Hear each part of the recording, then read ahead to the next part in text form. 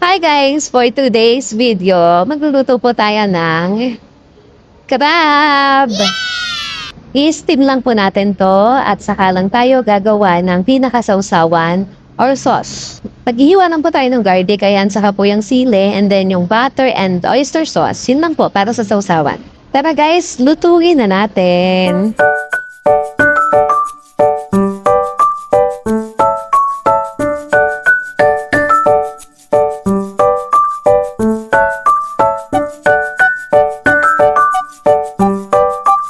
Ayan po, nakita niyo ba kung paano niya ginawa? Ginisa lang niya yung bawang and then sunod yung sili. Sa butter, ginisa yun ha. Tapos nilagyan niya po ng konting oyster sauce and konting asukal. Yare! Ang sarap po ng kanyang ginawang sausawan. Ayan guys, luto na po ang ating crab at yung sausawan natin na buttered garlic and yung suka and sili. Hulaan niyo po kung sino kakain ito. So paano guys? Sa next video na tayo? Thank you for watching.